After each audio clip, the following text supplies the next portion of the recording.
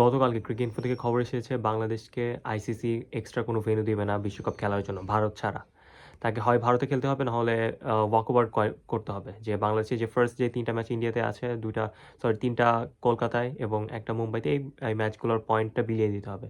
এবং Bangladesh cricket board এখন পর্যন্ত তাদের অবস্থানে সচল রয়েছে, এবং বাংলাদেশের যে ক্রিকেট বোর্ডের পরিচালক আসিফ আকবর তিনি বলেছেন যে তারা ভারতে যেয়ে কোনো মতেই খেলবে না, কারণ নট অনলি ক্রিকেটার, এখানে আমাদের মিডিয়া কর্মী আছে, সাংবাদিকরা আছে, তারপর কোচিং স্টাফ আছে, তারপর দর্শক যারা যাচ্ছে ওই দর্শকদের যে একটা নিরাপত্তা, এত নিরাপত্তা কখনোই তারা ইনশিওর করতে পারবে না।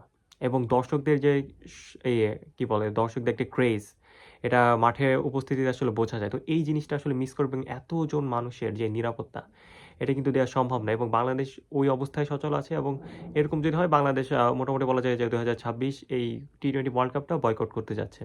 এটা নাথিং নিউ। 1996 সালে অস্ট্রেলিয়া কিন্তু শ্রীলঙ্কাতে ওই ওয়ার্ল্ড কাপটা বয়কট করেছে। 2003 সালে আপনার নিউজিল্যান্ড বয়কট করেছিল কেনিয়াতে যখন ওয়ার্ল্ড কাপ খেলা হয়েছিল। তারপর জিম্বাবুয়ে একবার করেছে। তো এটা নাথিং নিউ। কিন্তু সমস্যাটা হচ্ছে যে বিশ্বকাপ যদি বয়কট করে, পরবর্তীতে বাংলাদেশ ক্রিকেট বোর্ডের উপর স্যাংশন আসতে যায় কিনা?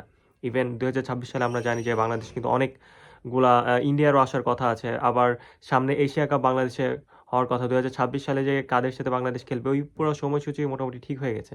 কিন্তু এতগুলা যেই শিডিউল, এইগুলা কি হবে? এবং একটা কথা যে শোনা যাচ্ছে যে স্যাংশনের যে ব্যাপারটা, স্যাংশন আসলে বাংলাদেশের সাথে যেসব প্লেয়ার বা যেসব টিম বা যেসব টিমরা খেলতে আসবে তাদেরকে এক ধরনের প্রেশার ক্রিয়েট করা হবে যেন বাংলাদেশের সাথে তারা না খেলে।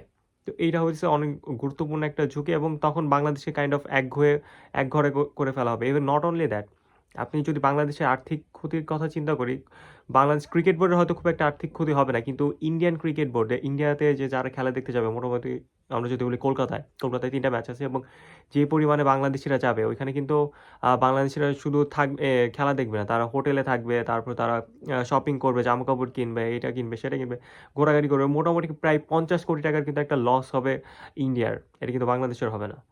আর বাংলাদেশের কথা যদি বলি, এই যে বিশ্বকাপ নিয়ে যত স্পন্সর ছিল, যত কারিকুলাম অ্যান্ড যত ম্যানেজমেন্ট ছিল, স্পন্সরের সাথে স্পন্সর কোম্পানিদের যে কর্মীরা আছে, সবার এক টাকা পয়সা বা যাই বলি একটা মোটামুটি একটা প্ল্যানটা একদম উপর থেকে একটা নিচে ঠাস করে পড়ে যাবে। পুরো প্ল্যানের এক আউটকাম হবে 0। এত প্ল্যানিং, এত কিছু, এত ইনভেস্টমেন্ট সবকিছু কিন্তু 0 হয়ে যাবে। মোটামুটি সবকিছু মিলে কিন্তু একটা বিতিকিচ্ছা একটা অবস্থা, আইসিসি যদি অ্যাপ্রুভ না করে। তো এই খবরটা এখনো কনফার্ম না, কিন্তু কনফার্ম হওয়ার কিন্তু চান্সেসও খুব বেশি। কারণ আমরা জানি আইসিসির চেয়ারম্যান যিনি, উনি কিন্তু জয় শাহ, এবং জয় শাহ কিন্তু ইন্ডিয়ান যে বোর্ড, ইন্ডিয়ান ক্রিকেট বোর্ড একদম মেইন স্ট্রিমের কিন্তু একজন সদস্য। ইভেন জয় শাহ কিন্তু ইন্ডিয়ান যেই স্বরাষ্ট্রমন্ত্রী অমিত শাহর কিন্তু ছেলে, এবং দেখা যাইতেছে যে ক্রিকেটের সাথে কিন্তু আপনার একটা পলিটিক্যাল যে একটা স্ট্রং কানেকশন, সেটাও কিন্তু ডিপেন্ড করে। আর আমরা সবাই জানি যে আইসিসি চলে কিন্তু বিসিসিআই এর কথায়। ইন্ডিয়ান ক্রিকেট বোর্ড যা বলে সেটাই কিন্তু আইসিসি, মানে ইন্ডিয়ান ক্রিকেট বোর্ড আর আইসিসি মানে সেমই। তো সেক্ষেত্রে বলা যায় বাংলাদেশের উপর বিশাল একটা চাপ, এবং কাইন্ড অফ বলা যায় যে এক ধরনের প্রায় 10 নম্বর বিপদ সংকেতের মধ্যে রয়েছে বাংলাদেশ ক্রিকেট বোর্ড। এখন বাংলাদেশ ক্রিকেট বোর্ড যদি পেছায়, যে হয়তো ইন্ডিয়ার কথা শুনে যদি তারা আগায়, একেতে দর্শকদের রিস্ক, ইন ফিউচার বাংলাদেশের যে স্ট্যান্ড, আসলে বাংলাদেশকে কেউ পাত্তাই দিবে না, যে মনে করবো একটু চাপ দিলেই সবাই চলে যায়। তো একটা মান ইজ্জত বা একটা সেলফ রেসপেক্টের একটা ডিগনিটির যে বিষয়টা, সেটাও কিন্তু ক্ষুণ্ণ হবে এই বাংলাদেশ ক্রিকেট বোর্ড তার অবস্থান থেকে সরে আসলে। আপনার কি মনে হয়, কি করা উচিত? বাংলাদেশ ক্রিকেটের কি আইসিসির শর্ত অনুযায়ী মেনে কি ইন্ডিয়াতে খেলা উচিত, নাকি নিজেদের ডিগনিটি ধরে, নিজেদের আত্মসম্মান ধরে তাদের বিশ্বকাপটা বয়কট করা উচিত যদি আইসিসি এক্সট্রা ভেন্যু না দেয়? তো এই ছিল আজকের ভিডিও। আমার ভিডিও যদি ভালো লাগে, please do subscribe to my channel, and also আমার ভিডিওটি আপনার ফ্রেন্ডের সাথে শেয়ার করবেন। আল্লাহ হাফেজ।